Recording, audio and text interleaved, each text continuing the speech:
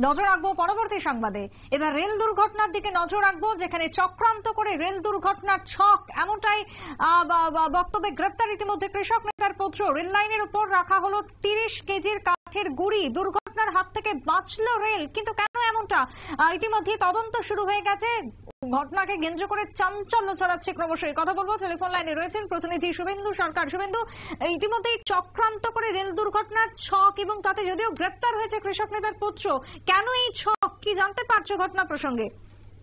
দেখো সুপ্রীতি, এই কিছুদিন আগে আমরা কেন্দ্রীয় রেল প্রতিমন্ত্রীর একটি বক্তব্য টেনে আমরা একটি খবর করেছিলাম। সেই প্রসঙ্গ টেনে তিনি কিন্তু সাফ জানিয়েছিলেন যে যতগুলি রেল দুর্ঘটনা হচ্ছে শুধুমাত্র এখানে সরকারের বা রেল দপ্তরের গাফিলতি নয়, অনেক ক্ষেত্রে কিন্তু দেখা যাচ্ছে বা এরকম তদন্তে উঠে আসছে যে দুর্ঘটনাগুলি কেউ চক্রান্ত করে, কেউ ইচ্ছাকৃত করাতে চাইছেন এবং সেক্ষেত্রে বিদেশি মদত রয়েছে, এই কথা কিন্তু তিনি জানিয়েছিলেন এবং সে প্রসঙ্গে আমরাও আমাদের দর্শকদের জানিয়েছিলাম। এবং বর্তমানে যে ছবি উঠে আসছে তা কিন্তু রীতিমতো ভয়াবহ।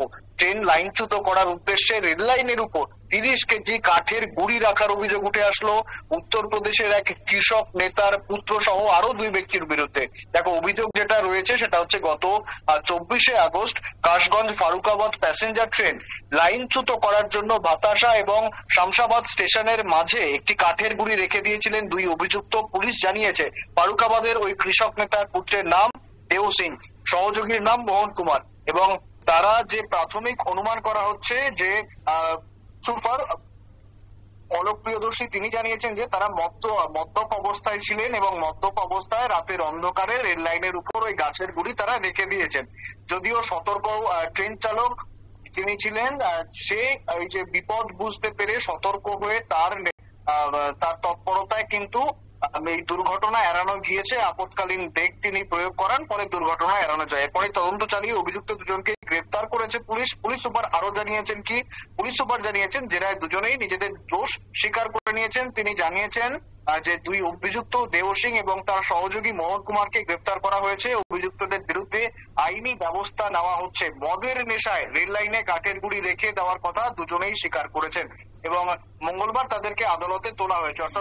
শুভেন্দু, এই যে ঘটনা, সেখানে নেশাগ্রস্ত অবস্থায় তাদের এই ঘটনার জন্য আজকে প্রাণ ঝরতে পারতো, একের পর এক আরো একবার রেল দুর্ঘটনার যেন সিরিজ উঠে আসতে পারতো চোখের সামনে। এর জন্য শাস্তি ঠিক কতদূর হওয়া প্রয়োজন বা কতদূর হবে বলে পুলিশের সূত্রে খবর? একেবারে দেখো, সেদিকে কিন্তু আমাদের নজর রয়েছে। তাদের মঙ্গলবার তোলা হয়েছে এবং সমস্তটাই কিন্তু এখনো কাস্টাডিতে রয়েছে, তারা এখনো পুলিশ কাস্টাডিতে রয়েছে এবং পাশাপাশি সে তদন্ত চলছে, তাদের জিজ্ঞাসাবাদ চালানো হচ্ছে। এক্ষুনি কিন্তু কোনো ভার্ডিক্ট, ফাইনাল ভার্ডিক্ট কিন্তু কোর্ট দেয়নি এবং কোর্ট যেহেতু একটি বিচারাধীন মামলা, সেহেতু একটি সংবাদ মাধ্যম হয়ে, দায়িত্বশীল সংবাদ মাধ্যম হয়ে সেই বিষয়ে কিন্তু কোনো মিডিয়া ট্রায়াল করা উচিত নয় এবং সেই বিষয়ে আমরা কোনো কথা বলবো না কতটা শাস্তি হওয়া উচিত বা কি।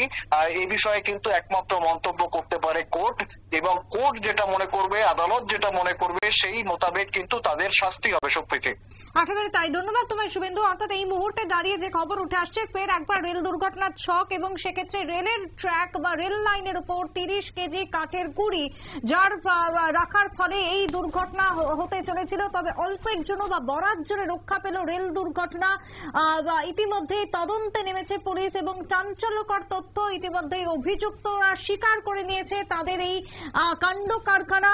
গ্রেপ্তার হয়েছে কৃষক নেতার পুত্র।